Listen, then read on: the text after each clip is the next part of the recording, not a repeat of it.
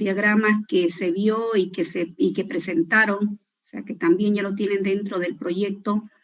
Solamente debe ser incluido algunos procesos, o sea, los procesos que ustedes me han presentado, trabajando bajo este escenario. Eso significa de que se ve prácticamente como el caso de uso a nivel de interacción, es decir, en la parte dinámica, en el comportamiento de lo que viene a ser un caso de uso. A través de su diagrama de secuencia, ustedes han podido representar, incluso he podido observar la parte donde se utiliza el fragmento, donde han utilizado uno de los operadores. Esos operadores, en la mayoría de los casos, es un bucle, es decir, una parte iterativa. En otras circunstancias, ustedes han hecho un tipo de pregunta, es decir, una estructura condicional, donde los operadores pueden ser tal vez switch o un OPT o tal vez un ALT, donde usted tenga que observar o ver la condición en caso de que sea verdad o sea falso. Bueno, eso en cuanto a la parte de un diagrama de secuencia, donde se ha podido ya visualizar tanto en su código como en la parte de la representación del diagrama. Eso para poder observar un poquito el comportamiento de cómo se ha ido desarrollando y especificando cada caso de uso. No se olviden que estos casos de uso son representados en primera instancia por cada sprint, porque las tareas obviamente son fraccionadas y son específicas, es decir, usted le da un tiempo, este dura 4 horas, de pronto usted lo hace, como era tan cortito, de repente lo hizo en 2 horas, o de pronto usted le puso 4 horas y cuando usted lo desarrolló no fueron 4 horas, fueron más. ¿Por qué? Porque tuvo algún impedimento, alguna dificultad que no lo pudo hacer. Lo que aquí nosotros vemos la secuencia, el estado y el tiempo. En esto del tiempo es cuando ya usted le da la característica de la funcionalidad, donde usted, mediante un conjunto de sucesos que debe tener o de tareas que deben ser asignadas, en un tiempo estimado, se va obviamente desarrollando cada acción y a medida que las acciones son ejecutadas, va pasando a la siguiente tarea. Son tareas proporcionadas. Y si usted dice que esto es una venta, por decir, entonces ha transitado desde la solicitud de un producto hasta cuando usted hace el sector del pago, es decir, hasta cuando paga, y normalmente cuando usted le imprime, por decir, la factura, la nota de venta, lo que usted quiera ver. Entonces, ¿cuál es el tiempo que ha tomado la persona en atender, si es que fuera presencial, al cliente que está solicitando el producto? Por eso es de que este diagrama de tiempo se lo hace por cada una de las características de cumplimiento de un requisito funcional a nivel de lo que se está viendo en el momento que se ejecuta la operación. Entonces, por eso de que un cliente tardará 1 minuto, el otro 2 minutos, el otro 3 minutos, dependiendo cuál es el grado de funcionalidad que tiene. Un cliente me puede comprar un producto y de repente tardo como unos 60 segundos. Un cliente me lleva varios productos, diferentes cantidades, y de pronto en vez de ese tiempo tan cortito que atendí al anterior cliente, esto se hizo mucho más grande. Tardó de repente 2 o 3 minutos. Por eso que las medidas aquí se hacen en segundo, en minuto, en hora, dependiendo de lo que uno va a hacer. Bueno, finalmente, toda la navegación web que ustedes han hecho, se pidió aquí uno de forma genérica, es decir, cómo está organizada la página principal, y otro ya por módulo, donde se empieza a visualizar cada uno de ellos. Esto ha sido presentado, los que faltan todavía actualizar, por favor vamos actualizando porque esto ya va a ser la documentación final. En esto de implementación, fíjense que estamos acá, Sprint 2, Sprint 3, entonces están terminando prácticamente con el Sprint 4, si es que ya no lo han terminado, porque la idea era de que lo terminen. Y esta es la última semana que sí o sí deben terminarlo. Entonces terminan todas las características del sprint, que obviamente tiene los mismos contexto de formato del documento. Primeramente, para cada fase hemos identificado que usted me diga la lista de casos de uso. Cuando usted hace la planificación de los casos de uso, al comienzo, usted dice, tengo 30 casos de uso. Entonces, en el Sprint 1 hizo de repente 4 casos de uso, en el Sprint 2 hizo 6 casos de uso, en el Sprint 3 de repente hizo los otros 10 casos de uso, y finalmente el último ya son los últimos 10 casos de uso, si es que fueran 30. Entonces, esos casos de uso justamente para que podamos nosotros tener la característica del contexto un poco más claro, se ha pedido que usted haga el diagrama de clase, pero de los casos de uso que utiliza en el sprint. No se olvide de eso. Si continuamos el sprint 4, el que le falta a usted, con todo lo que es el diagrama de clase más el objetivo del sprint, o sea, cuál es el objetivo que se empieza a hacer. Una vez que empiezan ustedes el sprint, también se recomendó de que cada grupo pueda definir los roles y la estructura del equipo. No se olvide que debe haber un equipo que debe tener un conjunto de valores. Tienen que ser disciplinados, debe haber un responsable, un rol por cada uno de ellos, tienen que ser disciplinados, las tareas se tienen que avanzar tal como ustedes hacen la planificación, están utilizando herramientas donde ustedes van publicando, cada miembro del equipo va especificando. He visto que lo hacen en Trello, en Jira, donde se empieza a ver todas las especificaciones de las tareas, visualizando de forma completa qué es lo que va haciendo. Por lo tanto, para poder visualizar toda esa información, ustedes deben tener el rol. También se solicitó, por ejemplo, de que si ustedes son, por ejemplo, un grupo de 5 o 6 estudiantes, en cada sprint seguramente usted ha tenido que estar en un rol. Por ejemplo, en un rol ha sido Scrum Master, en el otro rol ha sido un Product Owner, en el otro rol ha sido miembro del equipo, ha sido un analista, ha sido un programador, ha sido aprobado, ha hecho toda la funcionalidad que le corresponde. Por eso, fíjense que se le pide de que siempre que usted tenga el rol del proyecto, usted debe especificar las bondades de la persona que ha tenido en ese sprint, ¿ya? Ahora, fíjense, todos los responsables del equipo ahora van a tener una tarea para hacer el sprint final, ¿ya? Eso va en consenso para poder trabajar bajo ese paradigma.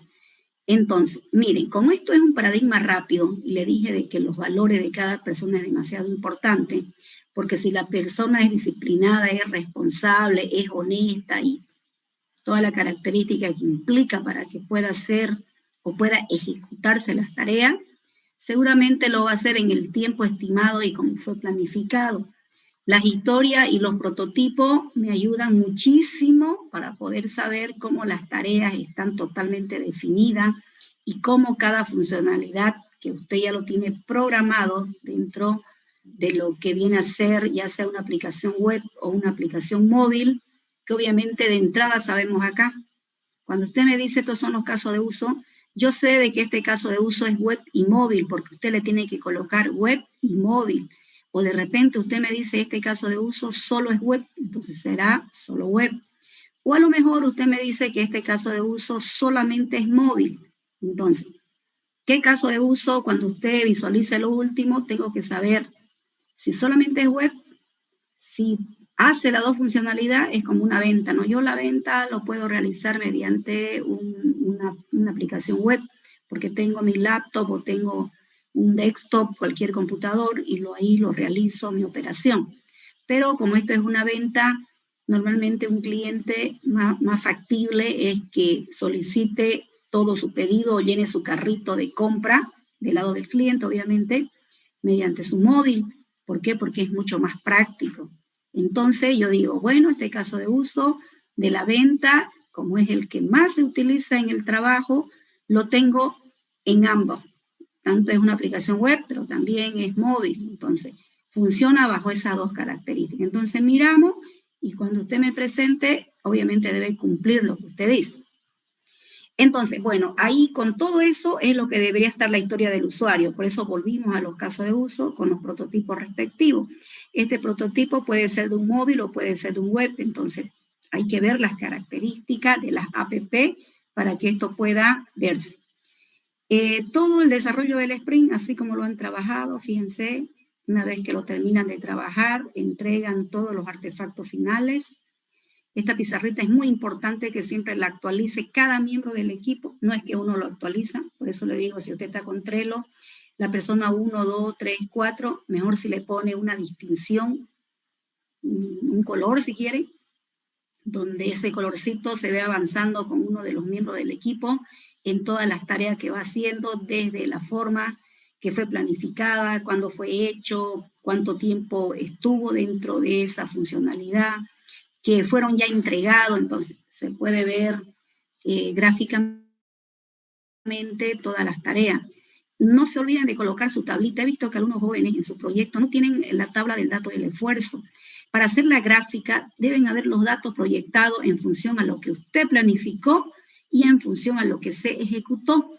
Entonces, de tal forma de que ese gráfico que me muestra es un gráfico estadístico, es un gráfico donde veo la planificación y veo ya lo desarrollado. Entonces, cuando yo miro ese gráfico sin necesidad de leer tantas letras, donde usted ya lo tiene, obviamente, donde hizo un review, un retrospectivo, o donde tardó más, entonces, mediante ese grafiquito nosotros podemos observar, miren, por eso es una metodología ágil. Tras que miramos, podemos ver mediante ese gráfico de que el esfuerzo que ustedes han hecho en la planificación era más de lo que ustedes han invertido en poder ejecutarlo. O de repente usted su planificación está lejos de la ejecución. O sea, usted creyó que esto duraba 2 horas y de pronto vemos que duraron días. Y entonces se puede ver obviamente que lejos se aproximan de un planificado, de un estimado a un ejecutado. Para eso son estas tablitas ya o estos grafiquitos. Esta tablita están los valores y en el gráfico está de dónde usted está tomando esos valores para proyectar el gráfico. Eso es en síntesis. Bueno, eso lo hacen los 4 sprints, eso lo saben, solo lo estamos repitiendo. Esto es lo que quiero que lo trabajen bien, el artefacto final. En este artefacto final, ¿qué es lo que queremos que ustedes hagan? Fíjense, quiero que lo entiendan y si no lo entienden, preguntan. Quiero que me elaboren una tablita donde ustedes tienen que colocar a todos los miembros del equipo. Por ejemplo, si usted ha tenido, no sé, por eso número de sprint, dice 4 sprint, vamos a considerar los 4 sprint. 1, 2, 3, 4. Entonces yo digo, el miembro número 1, en el sprint 1, ¿qué fue? Fue Scrum Master. En el sprint número 2, ¿qué fue? Fue un Product Owner. En el sprint 3, fue un miembro del equipo. En el sprint 4, también fue miembro del equipo. No sé si lo entienden. El resumen de la tablita, o sea, en vez de que yo mire el sprint 1, el sprint 2, el sprint 3, con solo mirar, fíjense, con solo mirar todo esto, ya yo sé. En el sprint 1 fue el Scrum Master, entonces, ¿de qué fue responsable? Entonces, usted ahí me va a colocar y me va a decir de qué fue responsable y cuánto fue el tiempo que trabajó en el sprint 1. Usted me dice que trabajó de repente 40 horas en el sprint 1, o 20 horas en el sprint 1, o 10 horas en el sprint 1. Lo mismo va a ocurrir con el siguiente miembro, o sea, con cada uno de los miembros. Si son 5, los 5 miembros, pero en cada sprint me dice cuál fue el rol que tiene y cuánto fue el tiempo que invirtió. O sea, entonces ya sabemos de que cuántas horas le dedicó por sprint, y si yo le hago una suma de tiempo, ya yo puedo saber el tiempo en hora que dedicaron en todo el proyecto que han desarrollado en un semestre. Ahora, el siguiente artefacto final. No todas las tareas fueron revisadas, es decir, no todas las tareas han tenido conflictos, dificultades o impedimentos. Cuando usted hace un sprint review, es cuando usted revisa y empieza a ver de que tiene algún tipo de inconveniencia, es decir, de que no está desplegando o no está dando el resultado esperado como usted consideraba de que era la funcionalidad de la tarea. Entonces, usted lo revisa y debe identificar qué es lo que ocurrió. En este sprint review le pido, por ejemplo, en el sprint número 1 han tenido de repente unas 4 tareas en revisar, lo especifican. ¿Cuáles fueron las tareas que han revisado? Entonces usted va y mira el sprint 1 y justo viene y me dice fueron las tareas número 1, 2, 3. ¿Quién lo hizo y qué observaciones había cuando usted hizo la revisión? Entonces, aquí está el sprint 1, luego está el sprint 2, luego el sprint 3, luego el sprint 4. O sea, estas tablitas son resúmenes de todos los sprints que usted ha realizado en el trabajo. Entonces, en este resumen ya yo puedo ver todo lo que se hicieron en las tareas, en los diferentes sprints, donde amerita o ameritó en ese tiempo hacer la revisión respectiva. Por eso dice, o en observación me registran justamente cuál fue la revisión. Y si tuvo un review, seguramente ha entrado a un retrospective. Significa de que si yo tengo este sector, debo nuevamente, una vez que se ha revisado, volver a ver el escenario de trabajo para poder saber exactamente qué es lo que se tiene que considerar o cuáles son las tareas que se deben nuevamente de repente estructurar o incorporar en el trabajo o corregir si hubiera sido la parte del código que han tenido problemas porque no generaba, no hacía la tarea como debería hacerlo, tuvieron dificultad de repente en poder hacer ese tipo de trabajo. Entonces, por eso dice, Sprint Retrospective, entonces, ¿qué ha tenido? Ha sido positivo o negativo. ¿Qué significa esto? Normalmente cuando yo lo reviso y hago una retrospectiva es porque debe venir con los ajustes, los refinamientos totalmente establecidos para ser mejorado. Por eso en este sprint sus consideraciones de ustedes, ¿fue positiva o fue negativa? ¿Y cuál fue la recomendación que usted especificó? Obviamente no son todas las tareas, son en las tareas que justo fue considerado en los sprints. Luego, fíjense, esta gráfica es una gráfica de todos los sprints. Sprint completo. Entonces usted tiene gráfica del sprint 1, del 2, del 3, del 4. Ahora queremos de los 4 sprints. Entonces la gráfica debe ser grande y se debe visualizar aquí. O sea, este artefacto es el que me da la dimensión completa de todo lo que fueron los sprints durante cada tarea que se han realizado, durante todo el tiempo que duraron las tareas durante el sprint, hasta la última tarea considerada en el último sprint. Por eso dice sprint completo. Bueno, aquí viene nuevamente el rol, calificación, miembro del equipo Scrum. Aquí, fíjense, cuando ustedes tenían aquí el rol del proyecto, como les comenté, ustedes definen aquí quién es el rol. En el Sprint 1 está el Scrum Master y el Product Owner que deben contribuir y colaborar con todos los miembros del equipo. ¿Por qué fue Product Owner? Usted le da la característica. ¿Por qué usted cree que en este sprint debe ser un Scrum Master? Entonces da la característica. El Scrum Master y el Product Owner en consenso deben colocar la nota por cada sprint. Por ejemplo, en el sprint 1, el miembro número 1 sacó 90. ¿Por qué sacó 90? Ya usted sabe por qué. Porque de repente las tareas no se terminaron a tiempo, porque tuvo algunas revisiones que hacer y no se revisó en el tiempo esperado. La presentación del trabajo que hicieron fue sin la revisión de ese miembro. Bueno, un conjunto de actitudes, de tareas incompletas, de tiempo estimado que deberían hacerlo, en fin, todo lo que han hecho. Entonces, si usted considera de que ese miembro le corresponde un 100, le pondrá un 100. Si usted considera que tiene un 60, le coloca. Lo que yo quiero aquí que ustedes me hagan es, en el sprint número 1, por ejemplo, Ana sacó 90, en el sprint 2 sacó 80, en el sprint 3 sacó 100, en el sprint 4 sacó 70. Luego, quiero que usted me haga, por eso miren, aquí hay una aclarativa, por cada miembro del equipo, usted le pone la nota de cada sprint Pero al final, por ejemplo, Ana tenía de repente 80, 70, 100 y luego 90. El promedio, de pronto el promedio de Ana salió 80 en todos los trabajos que han hecho. Cuando ustedes me presentan su trabajo, ¿no es cierto? Nosotros prácticamente en el momento que usted me presenta, yo lo que puedo visualizar es lo que usted me explica. Pero yo no estoy de forma constante mirando quién hace más y quién hace menos.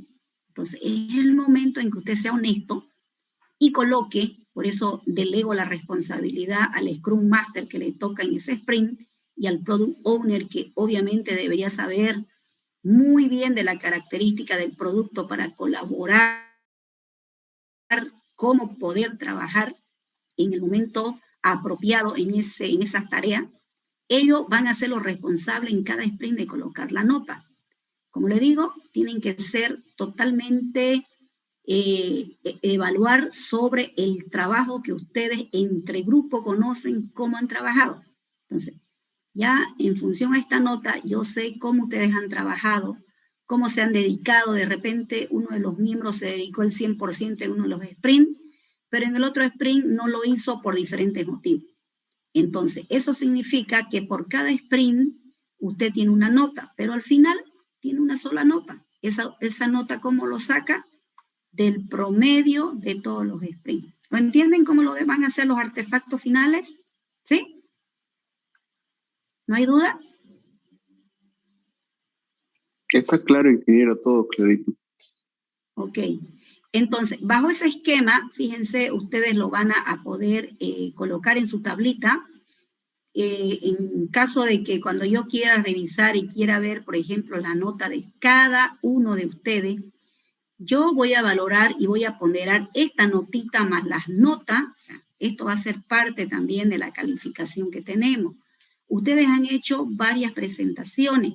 Yo tengo una nota por cada uno de ustedes, no lo tengo por equipo, porque cuando yo hago defender o pregunto a alguien justo en la presentación, le pongo notas individuales. Cuando no alcanza el tiempo y solamente uno o dos hablaron, le pongo la nota global, o sea, una nota para todo el grupo. Tengo todas esas notas totalmente ya identificadas. Una vez que usted ya escribe esto, entonces más la nota final que va a haber, ya yo voy a sacar la ponderación para su nota final del proyecto. Vamos con la conclusión, ya mírenlo bien esta conclusión. Dice conclusión del grupo y conclusión individual. ¿Qué significa? Usted va a hacer una conclusión de todo el proyecto, por eso dice del grupo. En consenso, todos ustedes llegan a una conclusión una vez que el proyecto ha sido desarrollado. En esta conclusión, usted especifica, fíjense, usted especifica toda la característica que alguna vez se trazó en un objetivo específico, un objetivo general. Usted decía que iba a desarrollar una aplicación web y móvil para este tipo de contexto o este tipo de negocio, donde a la hora de hacer una conclusión, usted ve si de verdad logró, si usted tenía un objetivo que era una medida, que obviamente duraba un semestre, está ahora concluido el trabajo, entonces llega a una conclusión por grupo. Pero luego me van a hacer una conclusión individual. ¿Qué significa una conclusión individual? Coloque usted su nombre completo del miembro 1 y coloca su propia conclusión individual de cada uno.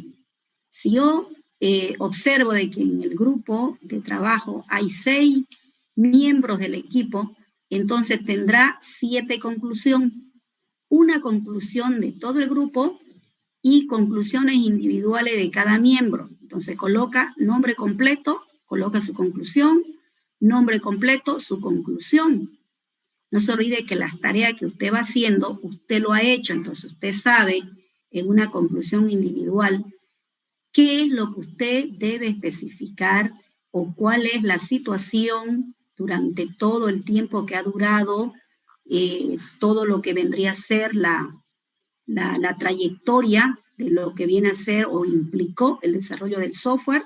Entonces, esa conclusión individual es muy, se puede decir, personal, porque yo leo y yo me puedo dar cuenta la dimensión del trabajo que usted ha hecho, cómo usted se ha involucrado. Por eso me interesa que estas conclusiones estén acá. Entonces, si son 5, como le digo, son 5 miembros, entonces habrá 6 conclusiones, no se olviden. Individual, cada miembro debe tener su conclusión, por eso quiero nombre completo para identificar cuál de los miembros son la conclusión que están colocando. Terminan de hacer esto, viene la parte de recomendación. Ustedes saben de que en una recomendación es todo lo que se pueda considerar a partir de una conclusión. Por ejemplo, en un momento dado, usted ha desarrollado tanto para la parte móvil y para la parte web, pero usted se da cuenta de que faltó de repente hacer una especie de iteraciones de todo lo que viene a ser la parte de lo que vendría a ser ya la información real, donde se empieza a especificar todo lo que es el código de la información. O sea, yo codifico, pero ustedes introducen datos con datos generales, por ejemplo, no como la empresa lo tiene. Entonces yo puedo recomendar de que de verdad se pueda ver con un caso de estudio real, que yo pueda tener el código de todo un almacén de una empresa, codificarlo y hacer ventas reales. O puedo ver de que en la parte móvil de repente no está generando como debería ser. Entonces falta todavía especificar algún tipo de funcionalidad para que pueda quedar en condiciones adecuadas. Entonces yo puedo recomendar bajo 3 escenarios. 1, completar, porque de repente no se concluyó las tareas. 2, realmente como un proyecto piloto hacerlo en una empresa y ver las características fundamentales a nivel de los escenarios de trabajo y además poder tratar y verificar que la información que se está trabajando en la empresa es la que espera. No se olvide que estos son de tipo SaaS, cualquier cliente lo puede utilizar simplemente solicitando el servicio que requiere. No necesariamente el cliente necesita de que vaya al lugar del cliente y le instale todo el software, sino que puede utilizarlo directo desde la nube. Esa viene a ser una de las características más adecuadas cuando se trabaja de tipo SaaS. Entonces, eso vendría a ser una recomendación. Otra recomendación sería de que se hizo un módulo o 3 módulos en este escenario de trabajo, pero faltaría concluir o faltaría de repente otro módulo para que pueda ser incorporado y pueda ser integrado y pueda trabajar en condiciones adecuadas. O sea, por eso le digo, la recomendación tiene más de un escenario como para que usted pueda ver. Bueno, una vez completa todo lo que es la recomendación, viene la parte de la bibliografía.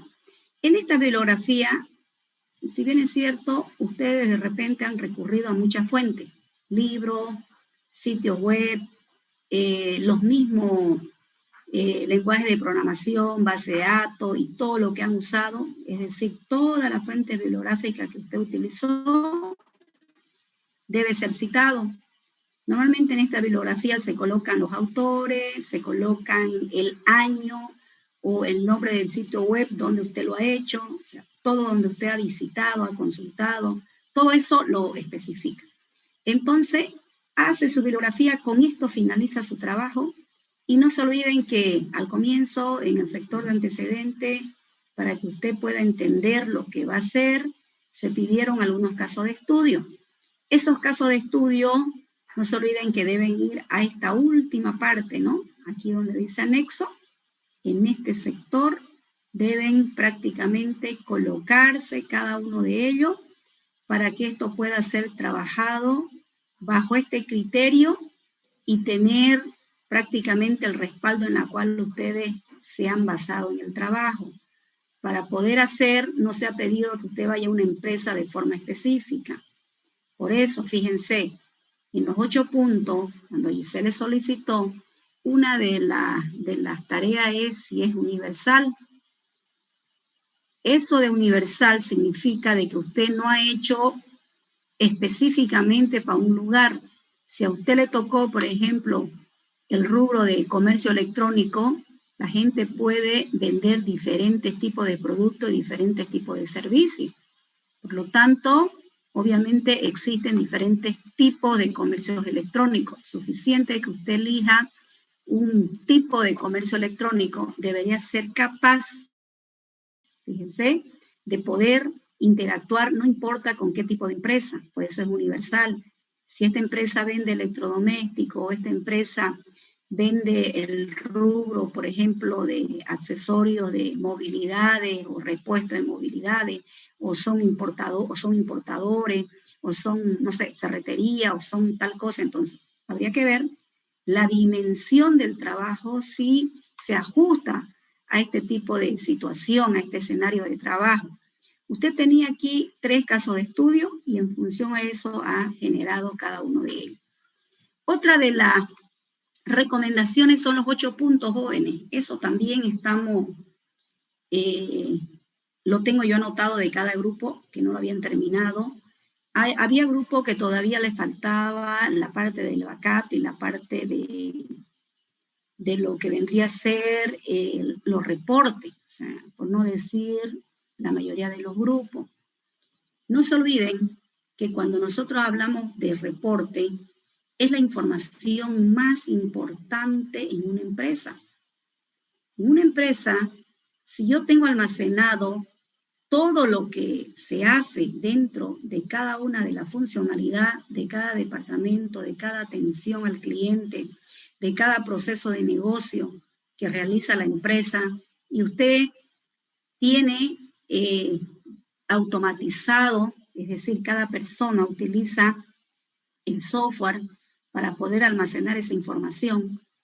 Y si no tengo reporte, o sea, no me sirve de nada tener una información estancada.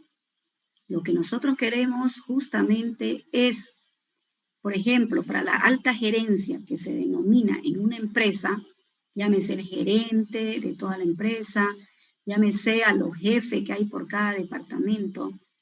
Si queremos ver, fíjense, cuál es el estado de cada uno de estos procesos de negocio, lo primero que nosotros debemos visualizar es el informe.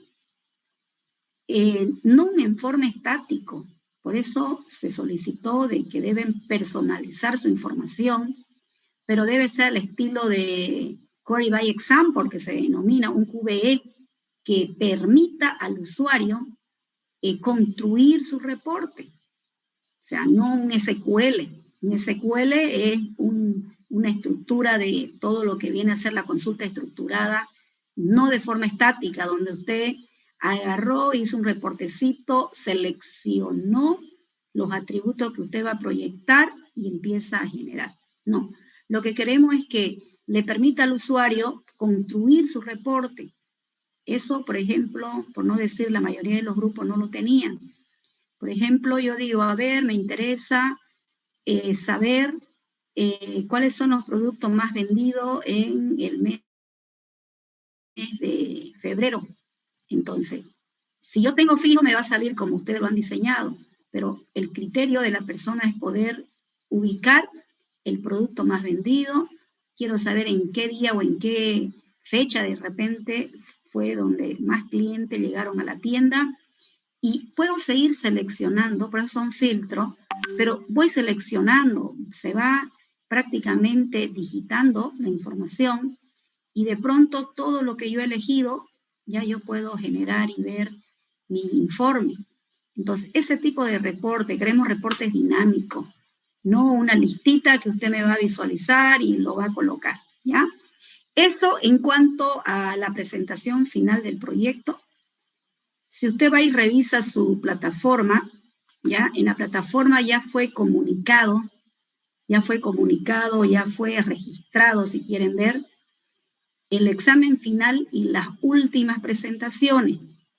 Por ejemplo, la presentación, por eso lo estoy hablando ahorita, cómo viene la presentación final, que ya deberían tenerlo ustedes. En la plataforma lo tienen de la siguiente forma. Hasta el día lunes 8 de marzo, miren, para que lo vean, hasta el día lunes 8 de marzo, hasta las 6 de la tarde me debe llegar el documento completo, ¿ya? Eso significa con todo lo que acabamos de explicar, o sea, con la última parte, conclusiones, recomendaciones, la calificación de cada estudiante y todo lo demás. Listo para hacer las defensas la siguiente semana. El 9 de marzo serán estos grupos que van a defender. El 11 de marzo serán los otros grupos, ¿ya? Adicionalmente, también pueden ver ahí la tabla de contenido. Todo el documento debe ser completo. Completo significa toda la última parte que se ha explicado, más el sprint pendiente que usted tiene, más algunos puntitos que usted no lo había especificado antes. Todo eso tiene que estar completo. O sea, el documento debe estar totalmente completado. Si bien es cierto, porque me preguntaba también un estudiante y decía, ¿dónde voy a documentar mis 8 puntos? Los 8 puntos se ven en el software. Por ejemplo, yo le digo, ¿por qué es universal? Usted me tiene que responder el por qué. Cuando yo le digo, ¿dónde está su backup? No hace falta que usted me haga un caso de uso y me diga, aquí está mi backup. Usted lo incorpora en el lugar que debe corresponder. O de repente usted hizo un paquete donde le denomina como una especie de un mantenimiento, una administración de usuario, donde ahí permite que pueda registrar nuevos usuarios o permite que ahí se haga el backup, ahí se haga el restore y toda la funcionalidad que hay. Entonces, eso es cuestión de que usted lo organiza y usted lo distribuye, pero no hace falta de que esté documentado y en el documento sí tiene backup. O sea, eso es parte de la funcionalidad del software, ¿ya? Lo mismo ocurre con los reportes. Los reportes no son documentados, pero sí están dentro de la funcionalidad esperada, ¿ya? Entonces, estas 2 fechas, la próxima semana, son las presentaciones finales y el examen final está para el día, la otra semana, para el día martes 16 de marzo, también ahí en la plataforma pueden verificar. El 16 de marzo, eso significa de que el examen final es de todo lo avanzado, ¿ya? Y incluyendo el segundo examen parcial. ¿Por qué? Porque sucede que también es parte de las tareas que ustedes han hecho y de las características que ustedes han tenido que trabajar durante todo el tiempo en el cual se han hecho distintas actividades. Y lo único pendiente que está quedando es el segundo examen parcial, se lo voy a entregar el día jueves. El día jueves van a saber su nota del segundo examen. Es más, cada uno de ustedes saben de las preguntas esas y respuestas que ya estaban totalmente digitalizadas. ¿Por qué? Porque sucede que no era más que seleccionar uno de ellos y cada uno de ustedes ya sabe su nota. Solamente sería lo que está pendiente, lo que era el caso de estudio y los artefactos que solicitaba que ustedes hagan. Entonces, eso yo se lo voy a entregar el día martes para que también sepan el segundo examen parcial. Y el día martes también vamos a hacer un poquito, vamos a hablar de las pruebas del software. Lo que está faltando ahorita es un poquito hablar de prueba para poder verlo. En UML, cuando usted visualiza los flujos de trabajo, dentro de los flujos de trabajo empieza con captura de requisitos y termina en prueba, porque son paradigmas robustos. Es decir, no son como un paradigma ágil que no está considerado dentro de un documento. Pero por lo menos lo vamos a ver a nivel del proceso unificado, los tipos de pruebas que existen, las características de cumplimiento en cada una de estas iteraciones para que ustedes puedan verlo. Es muy importante considerar las pruebas en un software. Normalmente están desde la caja blanca hasta la caja negra.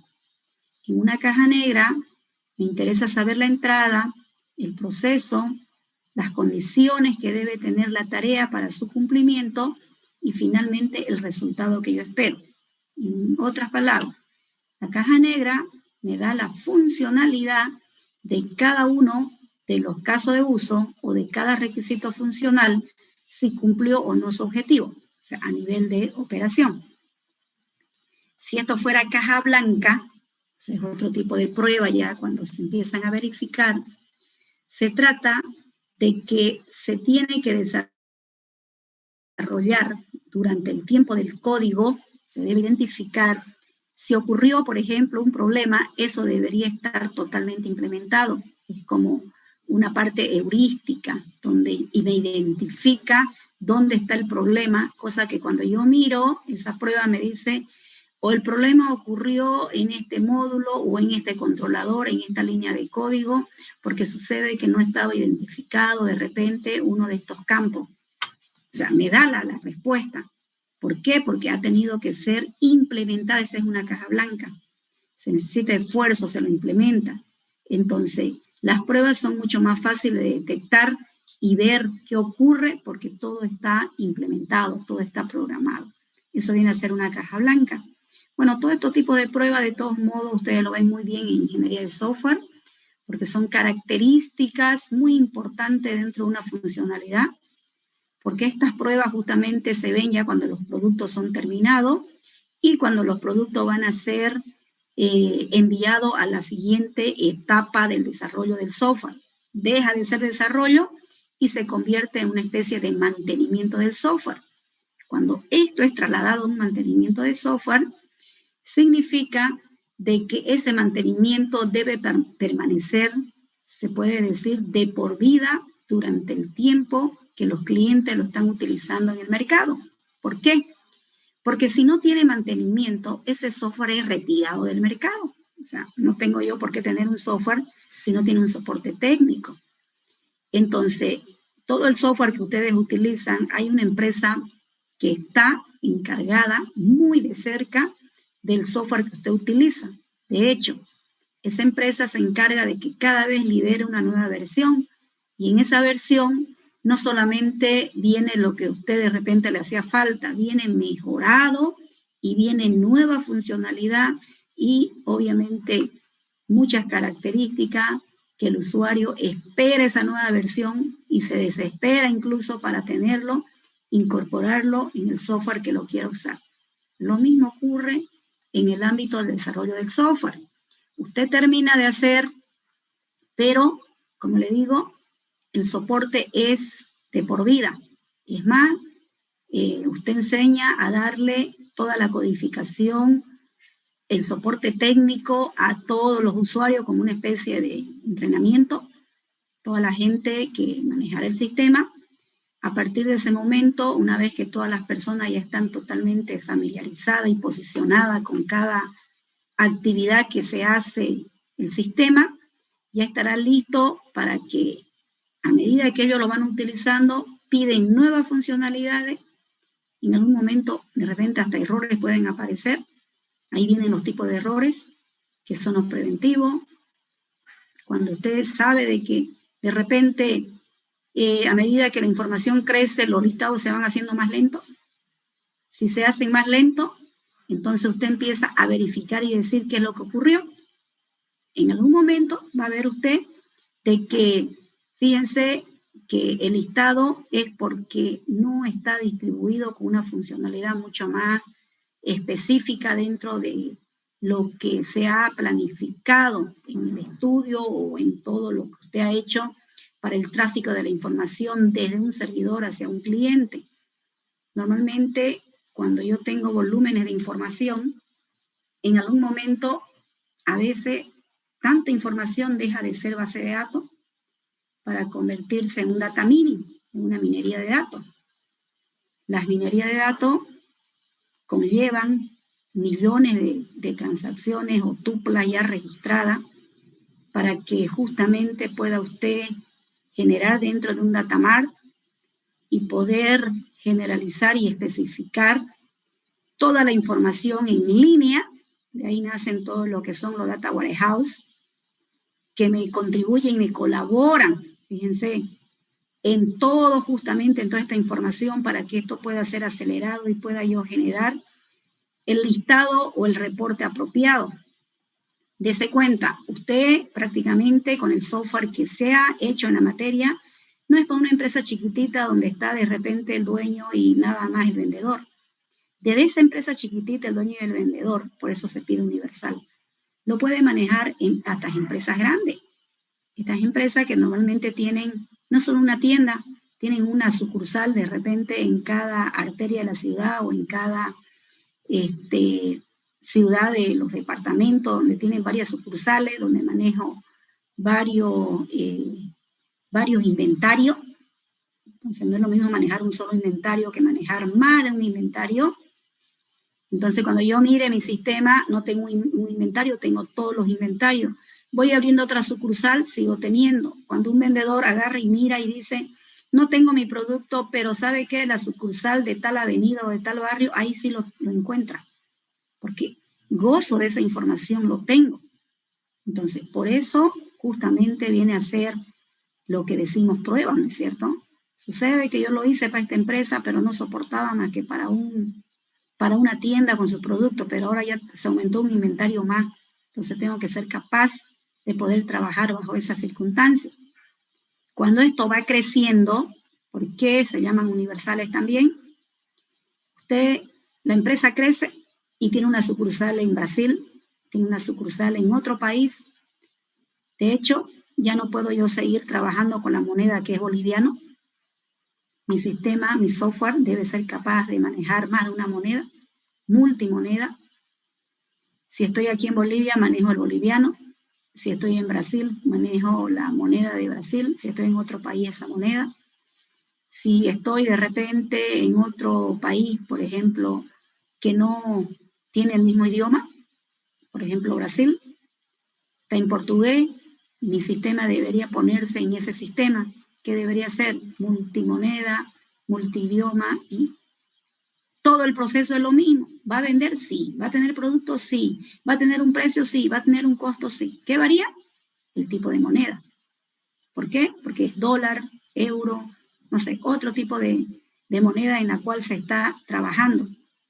Entonces, esas características hacen lo que vienen a ser lo que vimos la anterior vez, los ERP.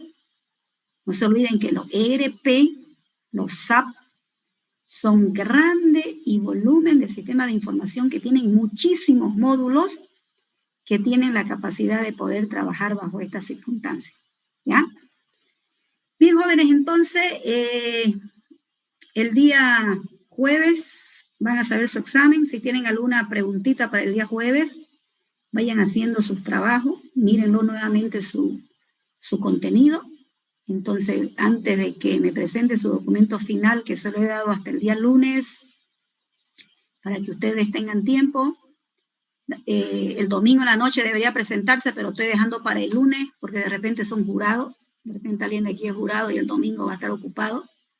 Entonces, por eso le estoy dando lunes hasta las 6 de la tarde. ¿Alguien quería hablar? Escuché un micrófono por ahí. No sé si quería preguntar algo. ¿Ninguno? Bien, jóvenes, entonces hasta el día martes, ¿ya? Digo, hasta el día jueves, pasado mañana. Hasta luego.